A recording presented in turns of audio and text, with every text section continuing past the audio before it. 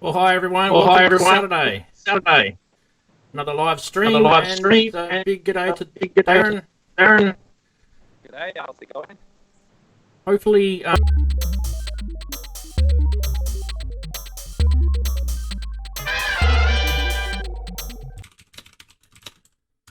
just messaging Darren. All right, so guys, here I am on my own, hearing myself talk, and it's really weird. And I do apologize for the train wreck of a stream, 18 minutes, and we've had nothing but trouble. And it really sucks because I like having my Skype guests on, and I really don't know what I'm going to be able to do to fix this. But anyway, let's jump into the stream as if we've got it going. Everyone can let me know if they can hear me okay. It's not echoing or anything like that, so that'd be good. So we'll turn the monitoring off on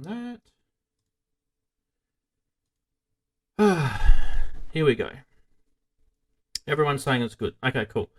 So let's say g'day to everybody in the chat room. 888 Berg, big hello to you. Darren, of course. Sorry, Darren. Well, nothing personal, mate, but yeah, we just can't sort this out for some reason. What else we got? Inky, hello to you. I think I said hello before. We've got Michael, big hello to you. I saw a few other people jump in as well. So if I'm missing anyone, scream at me. I will create. Haven't seen you before, but a big hello to you. And Snickle Fritz McJame, g'day. What else we got? Mac Mister, how's it going? Big hello. So that's awesome. Lots of people. Cool. Nice to see some new faces. Anyway, this stream is a train wreck, and we're going to see if we can resurrect it somehow. So let me see. We're going to have a look in this stream at some samplers. And where are we? Let's go across to here. These were some of the samplers that I've just pulled out of, I guess, my shelves and cupboards and things like that I've got. There's more. So there's more than this in my arsenal. So you can also include an Octatrack. I just have enough room on that little table there to put everything there. But the whole point of this stream is to ask you guys why you've chosen your certain sampler, and maybe I can tell you why I bought these samplers. So let's see if we can get audio out of this. That should work. Yeah, we got audio. Cool. All right. So we've got some stuff working. And is this working as well? Yeah, and OP1's working too. All right. So, 888 Berg saying it looks like I've robbed cash converters. I actually bought the OP1 from Cash Converters. I have to tell you guys a story. The guy that I bought it off in Cash Converters thought it was something to do with Nintendo. He seriously did.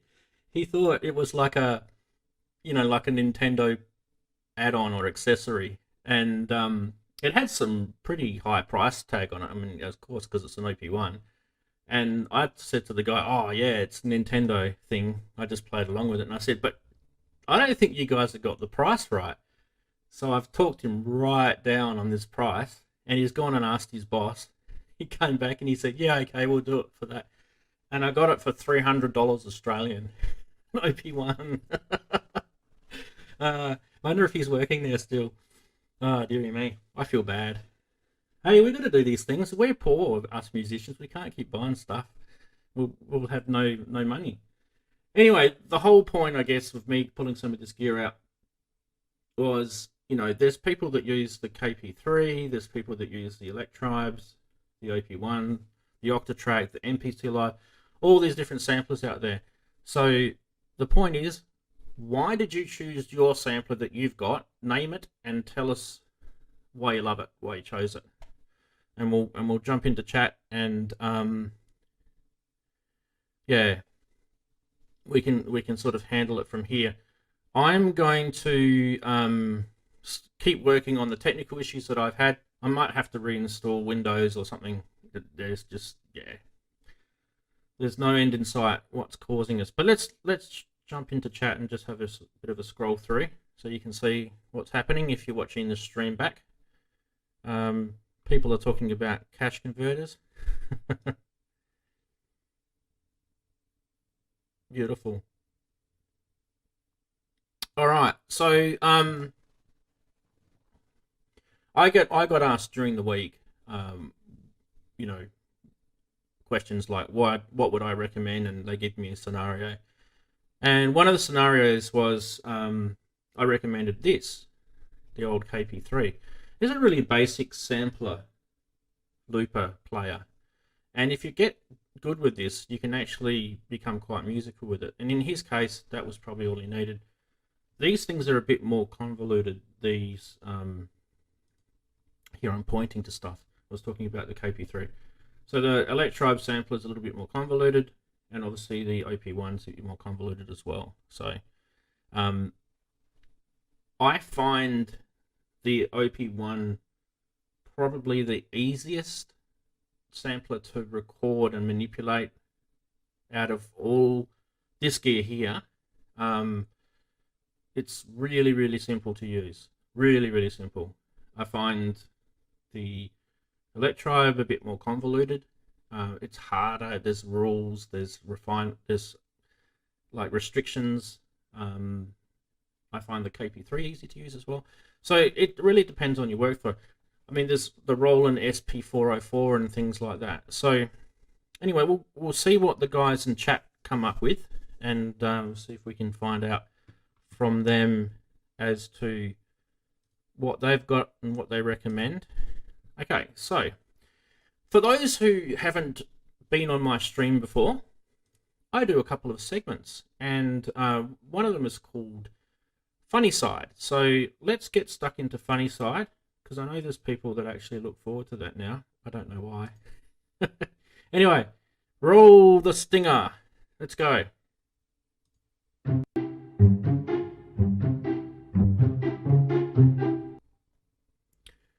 Well, there we go. There's our first meme of the week. And it's like, I don't know. I found this one funny.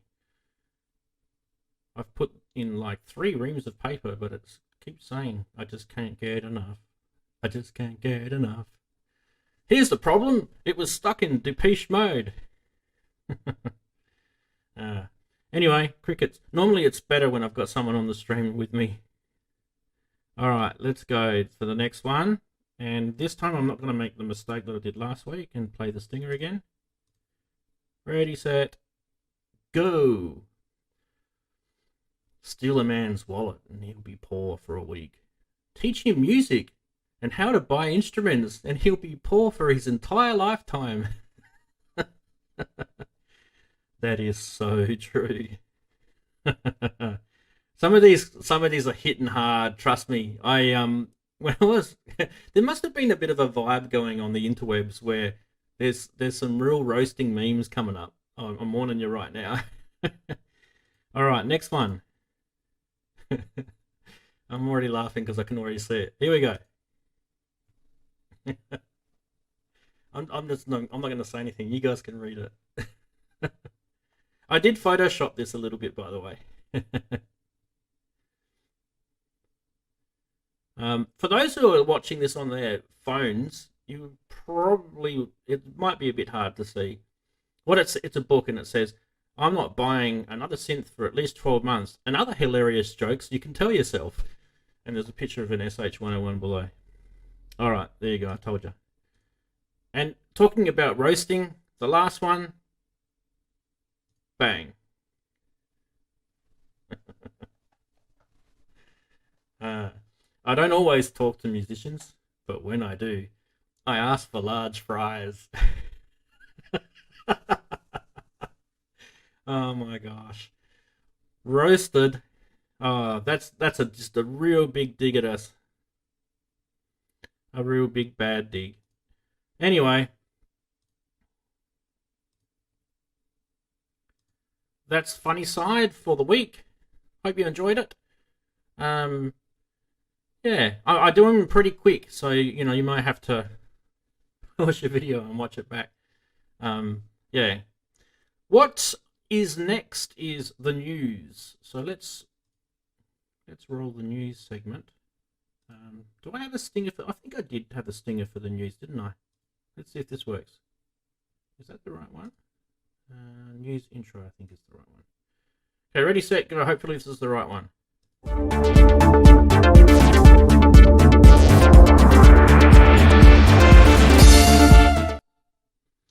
I think that worked. Wow, that was loud. So, first up on the news is this wonderful piece of news from Behringer saying that the Crave is finally in production. For those who don't know, the Crave is a pretty cool mono synth desktop type thing, and it's actually going to be selling for 149 euros or 199 US. So that's, you know, it's going to be pretty affordable. It's got a similar sequencer on it to what the MS-101 has, and yeah. Anyway, good news is it's now in production. It's got, for those who can't remember, it's got the 3340 chip.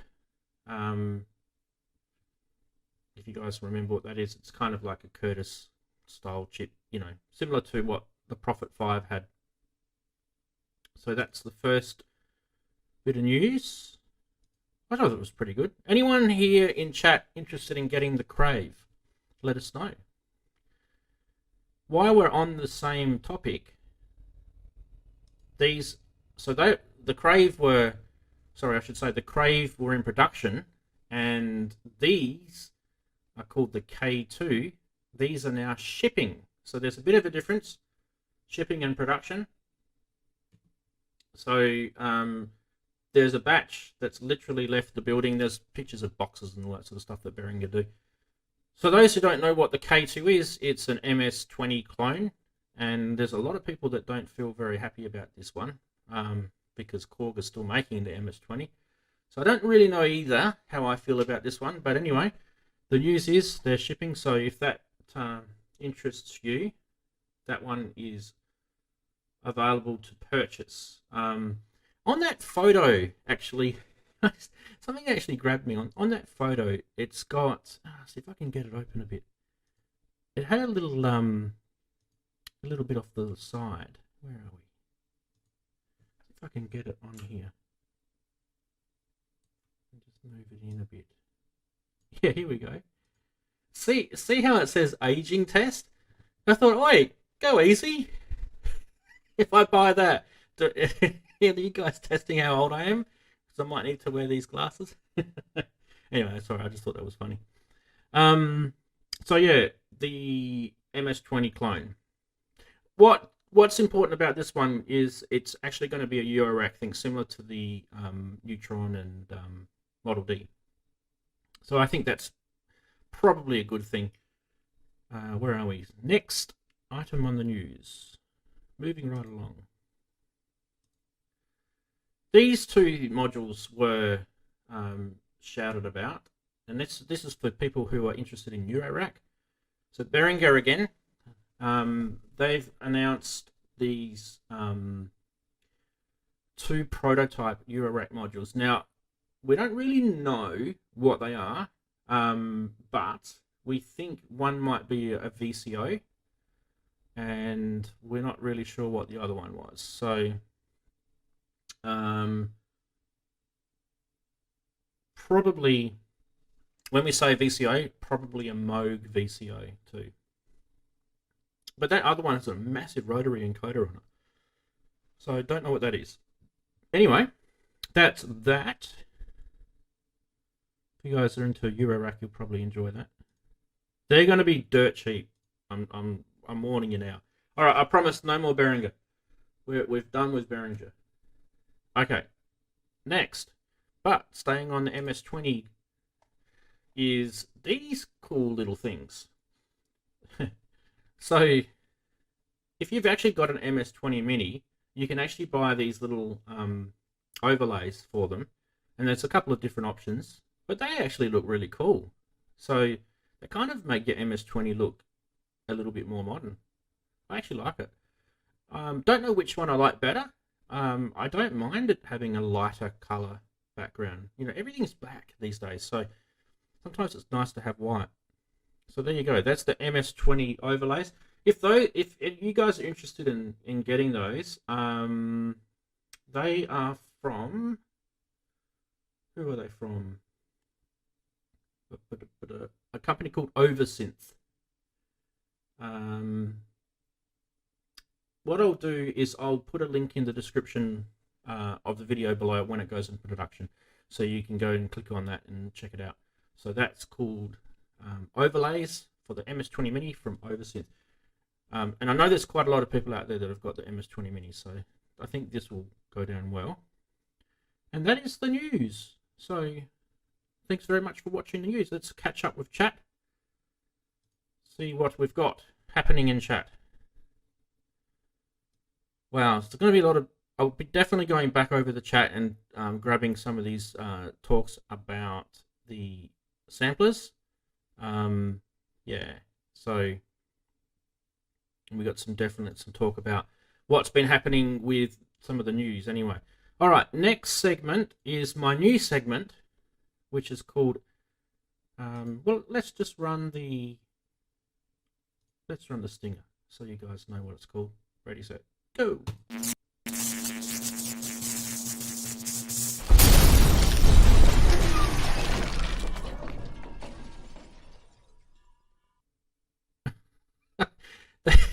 That stinger is crazy. You know, I stole it off one of those downloadable sites. Took me 5 minutes to make. Can you tell? Anyway, scammers. Well, they're not. I don't know if they're really scammers this week. I think they're not really. Maybe a little bit. This one, not really so much a scammer. This one is more just crazy. A vintage Moog MIDI cable. Like, I couldn't resist. Like, if you plug this MIDI cable into your synth, it's going to sound a lot more vintage. Anyway, the guy, I think it was an Australian that was selling this. The guy wanted $100 and 225. I think buy it now. $100 starting bid. That's right, and 225 start it now. It was actually legit. This was a legit thing. It's finished. The auction's finished now, so you can't get it. But I just thought that was quite funny. $100 for a MIDI cable. Sorry, well, 225, isn't it, for a MIDI cable? That's pretty crazy. Anyway, that's not the scammy one. That was just the funny one. This is the scammy one. We were talking about this one the other day. So here is a Korg Monotribe. Now, these things aren't that rare. There's plenty of these out there. So for a start, the price is a bit rich. It's not that bad, actually. It's not the end of the world type price. It's not like they're wanting 10 grand or something for a Monotribe. But take a look at the postage. This is what we were talking about the other week on our stream. Wow. That's a lot of money just to send a tiny... Those Monotribes, they're like that big. And obviously you need to post a car with it, because obviously when it gets to the other country, someone needs to drive the car to get it to your front door. I'm not sure. The postage is pretty nasty anyway. So there you go. There's your scam. I think, you know, we are pretty smart these days. We're not going to be paying that for postage. Just saying. All right. Let's catch back up on chat. Okay. And I gotta wait for the stream to catch up because no, that's not too bad. It's catched up already. Cool. Is the stream running? Yep. It's running. Beautiful. Okay. Now, what are we doing? How much was the postage? The postage was, Inky's asking how much the postage was. It was $259 US to post a Monotribe, which is, yeah, pretty nasty. Monotribe gilded with diamonds. Monotribe comes with an actual tribe. That's a good one. Yes. Okay, so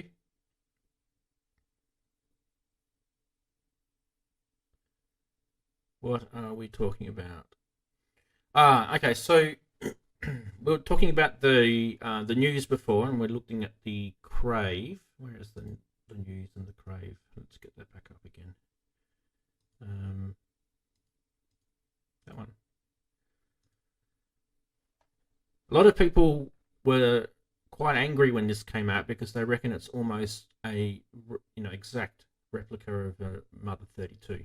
So people do get their noses out of joint with some of Behringer's copies. So Inky was saying the Crave is very similar to the Mother 32. I think the biggest difference is probably the oscillators and the filter, probably.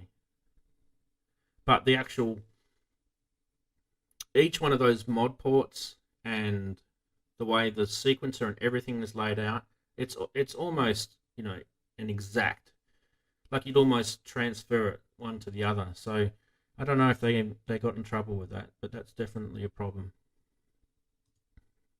All right, so what else? Oh, 888 Berg mentioned it as well.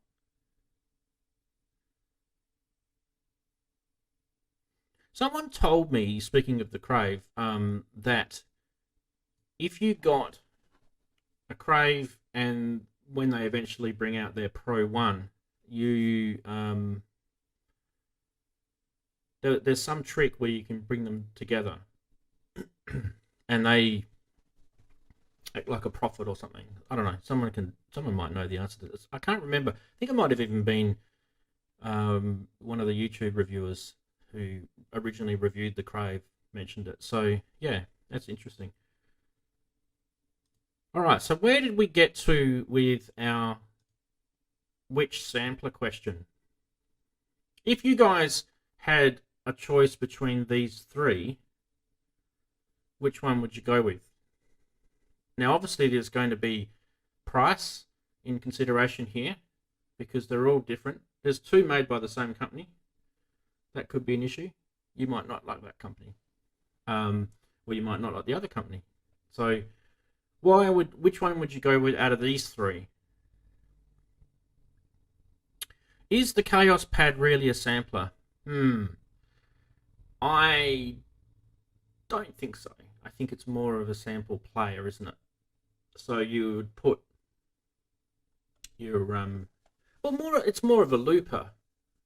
I don't know. Technically, is a looper a sampler? Yeah, possibly. I don't know. But how many people have you seen with these in their kit? There's heaps. Anyway. So, yeah. Michael's going Electribe. Okay. Elaborate. Why do you want to go with the Electribe? What's so good about this? Let's get the Electribe running.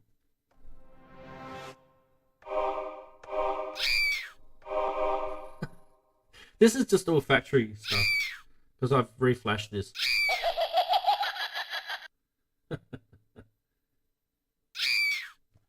Where's the pitch on this? Is it the pitch?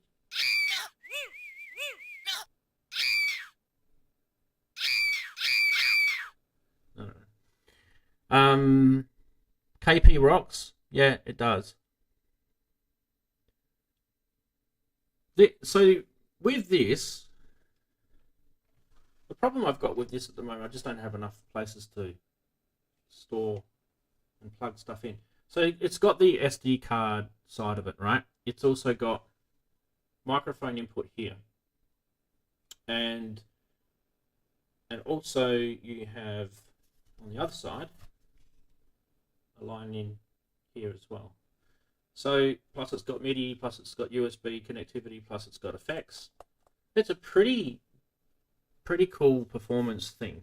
So when it comes to sampling, if you kind of want to just jam out little sort of stabs, and you've got these, you know, these 4 pads across here where you can switch between them, it's pretty good. Like, that might be all you need. The person that I was talking to during the week, I recommended that to them because, you know, that's all you needed. And you can actually plug MIDI into this, and you can use a MIDI foot controller or something else to launch those. So, yeah. Julian is saying the OP1. So Julian needed to tell us why.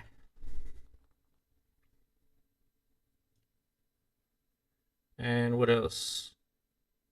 Can the Electribe sample from audio in? Yes, it can. So the Electribe, let's just mute this so we don't bump the sounds. So on the back of the Electribe, you've got the audio in. Can't see it there. It's a little 3.5-inch jack there. So yes, you can sample from it. And I've done that. There's videos on my channel where I've shown you how you can do that. There's actually on my website ranzee.com, there's actually a blog article on this and some tips and tricks on how to use these. So if you do have some love for the Electribe 2, check out that blog article. It's actually pretty cool. All right, so what else are we saying?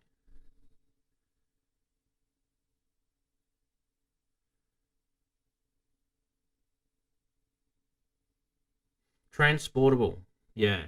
Okay, so the Julian is saying with the OP1, this is the transportable side of it.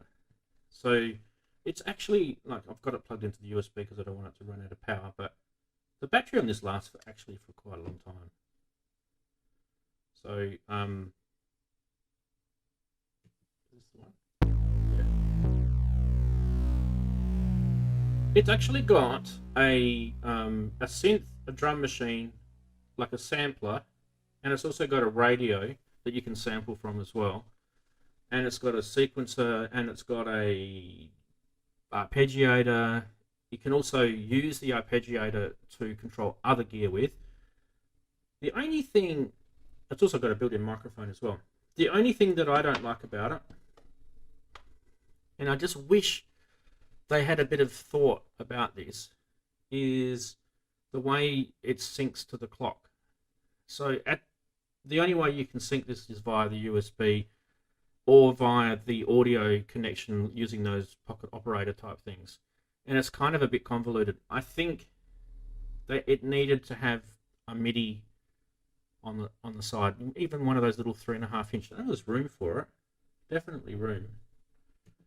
So like on the Electribe, you had those little 3.5-inch jacks. On the OP1, plenty of room there to put 1 or 2 on the side. And I just don't know why they didn't do that. So there you go. That's the OP1's probably the only thing that's wrong with it. The actual computer that's in this is really old, and it's actually amazing how much grunt they got out of that computer. I forget what it's called now. I was talking to someone about it a few months ago, and it's like a really, really low spec computer that's in here. Like, you know how we talk about Raspberry Pis and Arduinos and things like that. It's probably not even up to speed with some of those. It's pretty low spec. So someone on chat will probably know what they run on.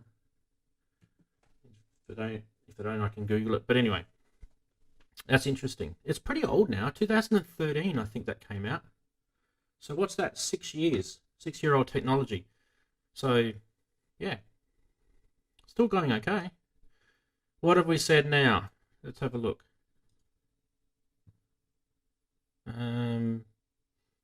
So Snickle Fritz McJame. That's the best YouTube name ever, I reckon. Don't you guys reckon? That's pretty cool.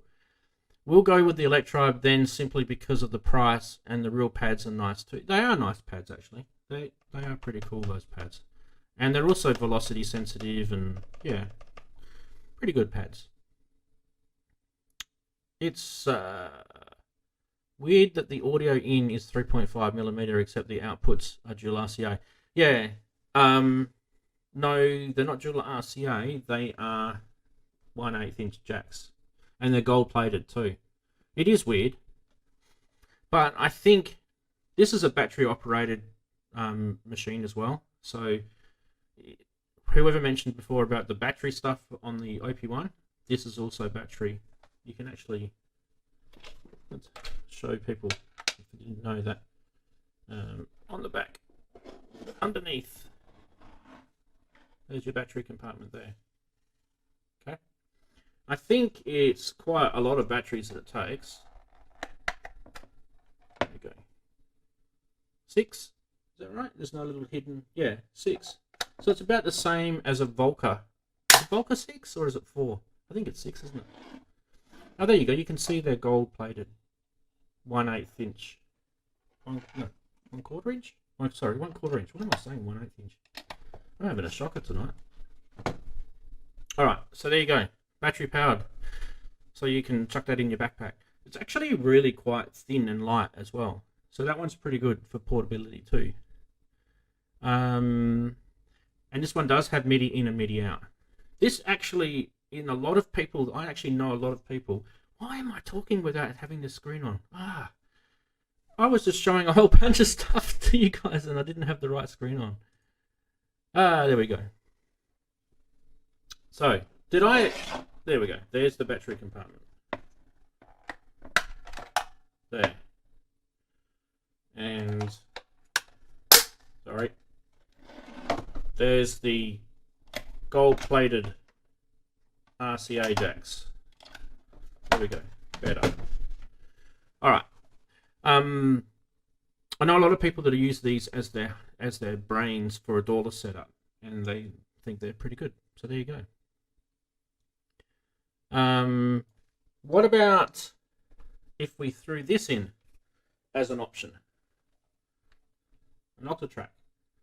Who thinks an Octatrack trumps all the blue? Everything below this, do you think the Octatrack is worth the money? They're pretty expensive, aren't they? Is this considered one of the leaders as a sampler? Why would the Octatrack be something that sells well? So yeah, Digitone, not really a sampler, but the Digitone's pretty cool. Yep. Cool. So they're all saying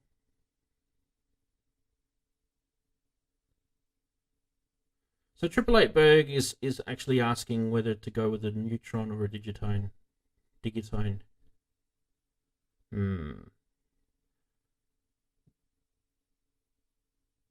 Darren's Akai S3000 XL.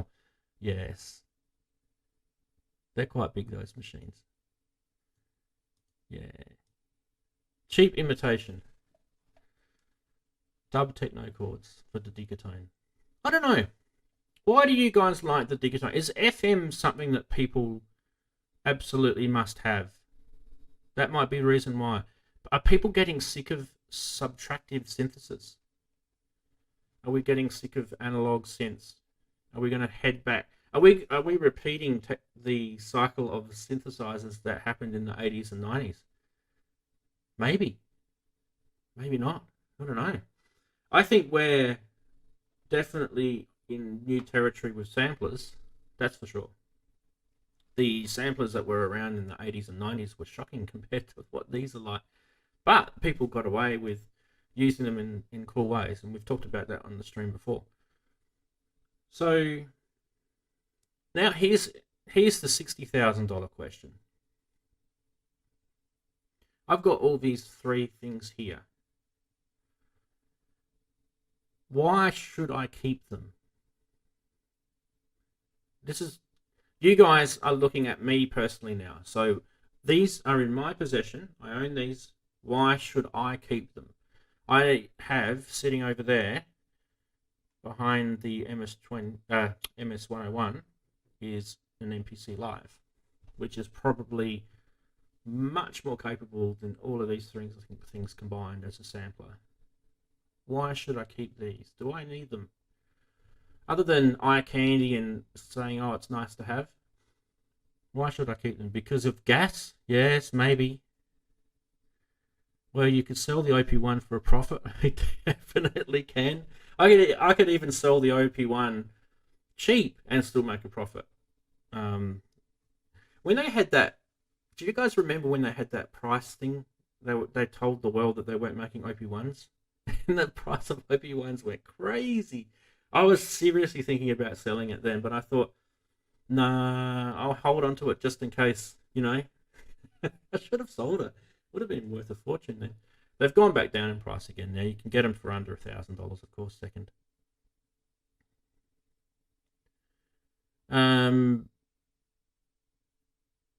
That's what I'm thinking, Ninky. Tell me your Octatrack. Well, the Octatrack might also be on the table for sale as well. I don't know yet. I'm tossing that up. That one's probably the last on this. But this one here is... I'll just let you guys know what I'm going to be doing. All of these three things are all going to be sold from me. I'm not going to keep them. I like them all. There's nothing wrong with any of them. I've made tracks with these all in them. And those tracks have been published. They're on, commercial tracks now. But I don't need to keep it as a sampler. So I can do the same thing with a WAV file on a computer. I don't actually need to keep these physical things because of the fact that I've written music and they're in a track. I don't use them anymore. They're sitting in the shelf. They've been sitting in that shelf for a couple of years, really. So those who follow me on my channel for years will know that I've moved studios a couple of years ago, and you will see there's a video of my studio tour on my channel. That's actually of my old studio, and now I'm in this one where it's all kind of just all along one wall now. And yeah, since I've moved down here, I haven't used these at all. Randy HD, please help me. I just got a V Mini, but I need help with when I click the key softly and sounds soft. Well, but I don't want that. I want the sound to be normal when I click. Okay, so what that is, Randy, is velocity. So you need to check the settings of your manual and disable velocity, or make sure that the velocity is at a constant. So you're setting velocity to be a constant amount. That way, when you hit a key, the harder you hit it, normally, the higher the velocity, which means it'll be louder, and the softer you hit it, the lower the velocity, which means it'll be quieter. So you want to disable that feature. I don't know of yours specific, but that will be the sorting for you. Let us know if there's something. Go online and check the manual. Let us know if there's something in there. Someone else who might know about it in chat might be able to pack up. All right, so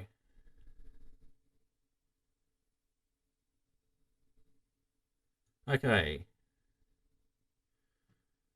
I would keep the MCP, MPC, and Chaos for call control. So all the others, yeah, that's an option. I have used this the least out of everything, so that's from Michael. I'd keep the Chaos pad simply because it's a cool FX unit. And it can go with any other sampler you have. Yeah, that's a good idea. Not bad.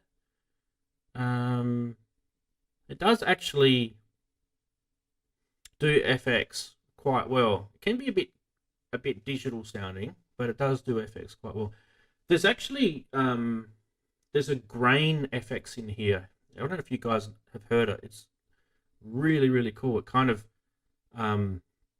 breaks up the sound and, granulates things. It's actually pretty cool. One of my favorite effects, and you can't get it on anything else other than I think this one. So yeah. What's the difference between a Chaos Pad and a KP3 and a KP3 Plus? Well, the difference between a KP3 and a KP3 Plus is very little. But the Chaos Pad is basically just an FX thing, whereas this is actually a sampler and a looper and all that sort of stuff as well.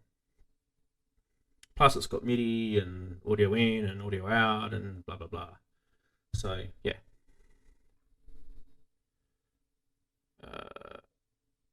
They are really good for live performances. Yes, that I mean, this is old now. This is what 2012 or something when this came out. It's been around for a while.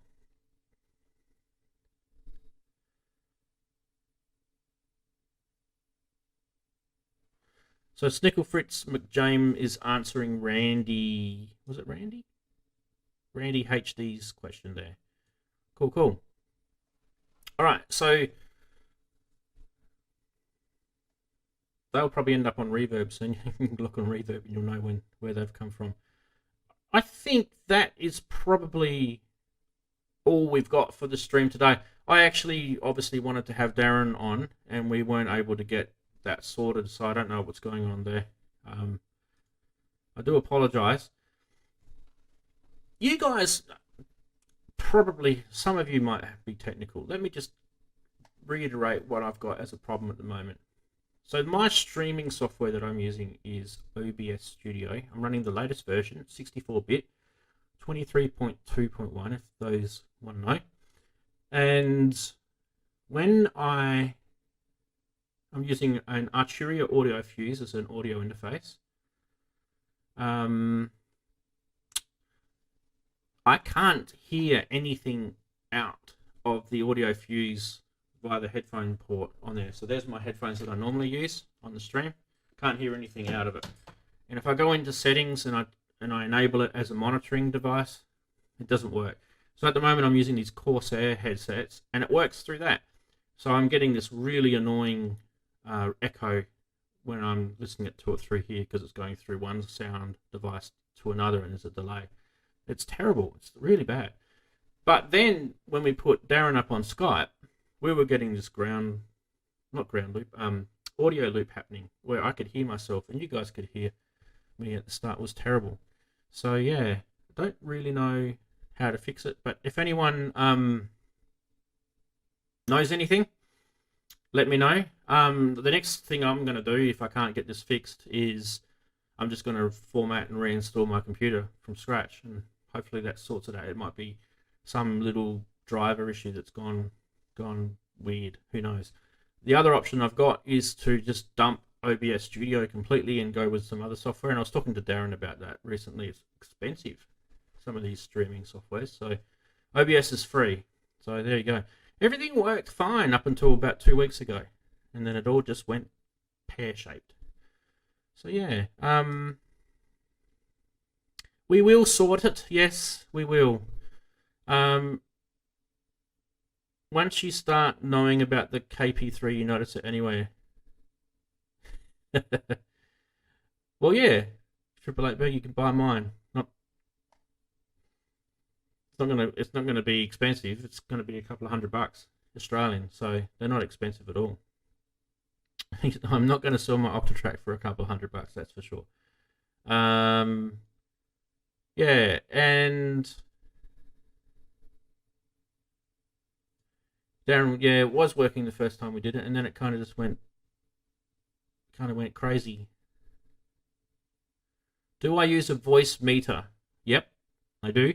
So my actual normal setup that I've got, let's see if I can get this. You can actually see this. I can share this part with you guys. That's a bit of coolness. I do have another computer here. It's a Mac. So one of the cool things about having the Mac is I can share the screen, which I've done before on plenty of streams. Let's get the Mac sharing up. All right, and then in a second we'll be able to see it. You can see it here. Just waiting for it to come up. There we go. Have I lost everything? No, it's still working. Cool. All right, so I'm going to show you my Mac screen so you can see what I'm doing. And I'll just talk while I'm showing you this. So basically, what you can see is my my mixer that I've got plugged into my Mac. And you can see I'm running a microphone through channel 3. And I'm running a noise gate. Now, if I turn my noise gate off, listen to how noisy it is. You can hear the computer running. So that's a bit echoey as well. You can hear the reverb. I don't want to put audio treatment in here. This is just a, you know, it's a headphone room. Turn the noise gate on and it cleans it up. So that's how I run that. And you can see all the settings of the compressor and all that sort of stuff. You can see it actually working there. I could put a bit of EQ on the mic, but I don't think it needs it. I think it sounds okay. So there's that. Now that microphone goes into that mixer. The mixer's actually just, you can see it here. There's the mixer there. So it's a Studio Live, Presonus Studio Live mixer. It's a digital mixer. And the mic's going into that. It's a Rode NT1 mic. It's a beautiful mic. It sounds awesome. And then that's coming out of the mixer into my audio interface. Now, why do I do that? Well, that way I've got my mixer that I can plug a whole bunch of stuff in while I'm doing my live streams. As you can see, I've got my little sampling setup here. Then I can go in while I'm doing my stream and I can do this. I can turn on these channels and then you can hear those two devices come out. So that's why I do it. It gives me flexibility. Plus, it's on another computer, and if anything goes wrong on that computer, my stream is still safe. So that's kind of why I'm doing it that way. Now, that actually has nothing to do with my problem that I've got. Believe it or not, it's got nothing to do with it because it's separate. So the output of that mixer is going into my audio interface, which you guys are hearing. So there you go.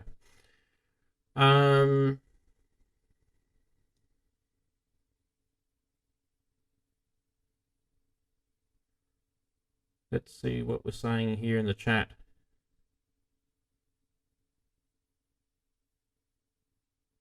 Yeah. I think it's definitely something wrong with OBS Studio. So during the week coming up, between now and the next one, I'll probably have to spend another bit of time working on it. I'm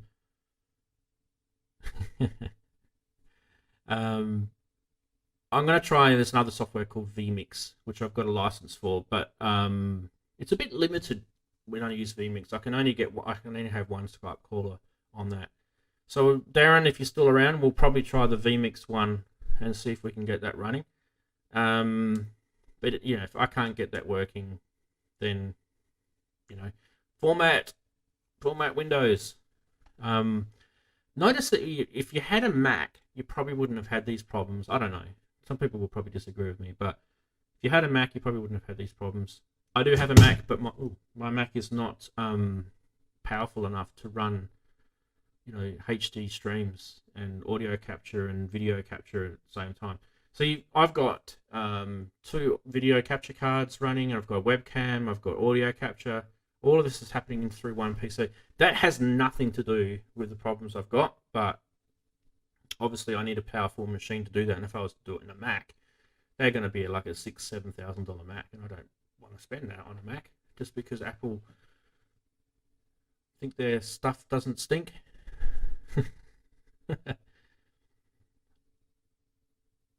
You just got dumped on air.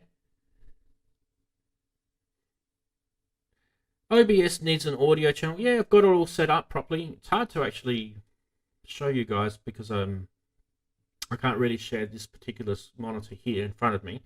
But it's all been set up correctly. I've all had all that checked. That's no problems there. Yeah.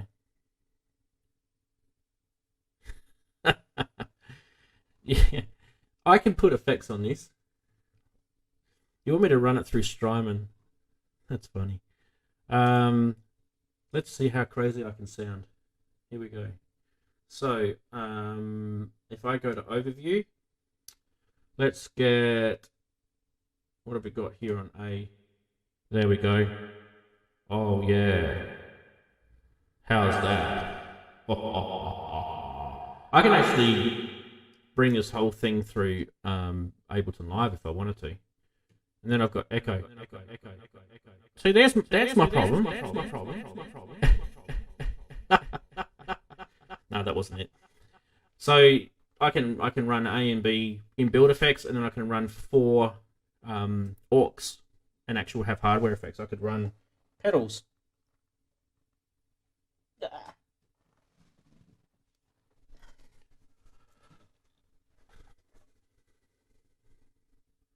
Sorry, I just dropped something.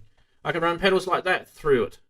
So, you know, I can do anything. That's why I've got the hardware mixer. So it gives me the flexibility to run hardware and software. And yeah, there you go.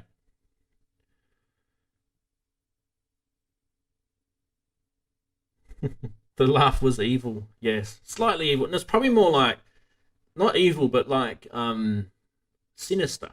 Because I'm just so over these problems. You know when you have problems and you have to smile about it? It's kind of like it's like when they ask you, when your family have photos and they ask you to smile. It's kind of it looks like this. It's like everyone smiles like this in family photos. And they're all fake smiles. Think of it as a fake smile. I went to the beach today. I went to the beach. Do you know it's still classified as winter here, and I think it was about what was the temperature there? About 24 degrees. And I went to the beach, so yeah, I was quite happy about that. We didn't go swimming; it was a bit too cold for swimming. But why don't I share something personal with you guys? Is that going to work? There you go. There's the photograph that I took at the beach this afternoon. Look at that beautiful sunset. Is that going to focus? It's gorgeous, isn't it? Welcome to my part of the world, hey? That's only about 5 minutes away from my house. If I jumped in that water though, I would be probably the color of this shirt coming out. It's pretty cold actually.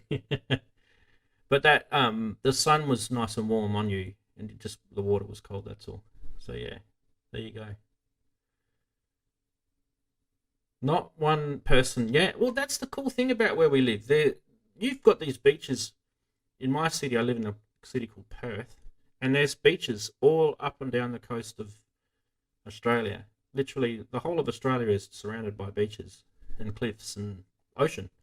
So there's beaches where you won't see a soul ever.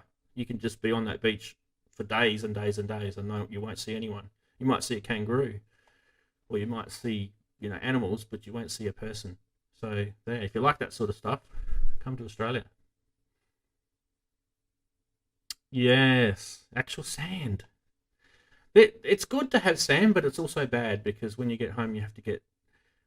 Why is it that sand always ends up in your underwear? How is that? How is that even possible? You might have just walked on the beach and not even sat down, and you go home and there's sand in your underwear. I think it's one of the mysteries of the world. No, not a nudist. Yeah, they do. Cornwall does have beautiful beaches. They do in some parts of it. Definitely, I've sat on them. There you go. Your thoughts on the Amazon rainforest? It's a shame. It's terrible. I actually didn't know if they were started by lightning or if they were started by man, and I don't know if we've actually got the full answer on that. So some people are saying they were deliberately lit by man, but other people were saying they were started by lightning. But you think about it, that's a massive fire. You can see it from space. We've had fires here in where I live in this country, and you can see them from space. So it's not like the first one in the world that you've seen from space. There was fires in Canada last year. You could see them from space. Fires in California a few years back before that. You could see those from space. Fires here, you can see from, it's not unheard of, but they are massive. Some people believe they were man-made, yes, but other people believe that they were also caused by lightning because they've had quite a bit of electrical storm activity. So it's highly possible. It might even be both. I just think it's a shame. Inks to do an Australian tour. We'll all host you and do a real summer on actual beaches. Yeah, it's not a bad idea. Come over here. We'll have to probably start a GoFundMe or something. Anyway, I think that's probably about it. So, hopefully you've enjoyed the stream. Let us know in the comments if you have, or if you haven't. If it sucks, tell me if it sucks. Tell me why it sucks. I know we've had technical issues, but I agree they suck. But other than that, we're trying to get the stream happening. Darren, I really apologise, mate. I feel terrible that we couldn't get you on, but it was just causing me so many issues. So we will definitely sort it out in a minute anyway, that's for sure. So yeah. Let me know what you want me to do next week. I always say this every week, so those who watch to the end of the stream will know I say this. I don't get a topic, I'll just pick one. Like my dad used to tell me, I'll pick it like a hairy nose. It's one of them things, yes, it is. 3D hair. Korg Electribe sampler, yes or no? Wow. Sounds like someone's jumped onto the stream late. Korg Electribe sampler. There. There's the Korg Electribe sampler. Yes or no? Who wants to say yes or no?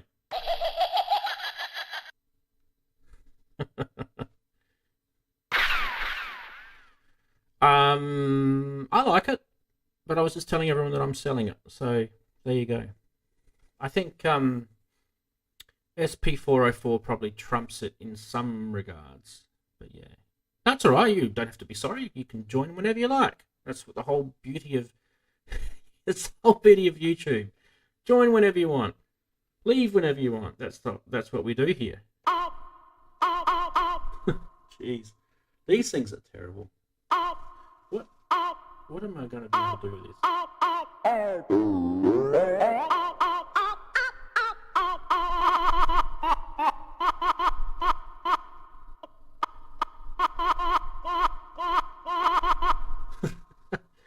I mean, yeah, they're good. They're good fun. And I'm probably going to miss it. I'll probably have regrets selling this stuff, that's for sure. Anyway, I was actually about to end... Yeah, I have noise. I was about to end the stream. So, I know you guys don't want me to go, but it's been going for an hour and 15 minutes. It's 11:15 in the night time here. And, I kind of don't really have anything more to talk about. But, like I was saying before, if you have something that you want me to cover next week, please let me know. If it's something that I've got the gear for, have a look on my website, which is ranzee.com. There's a gear list page. Go down there and have a look. If I've got it, I'll definitely be able to put it in front of you guys here, and we can play around. Hopefully, we can play around. We won't have technical issues like we've had today. Yes. Anyway, I was 18 minutes, but you know what? I've also done 3 hours streams. Just ask Inky. So, I think I've got some cred. All right, guys. I wish you all the best of the rest of your weekend, and we'll see you next week if we don't see you before. Catch you later.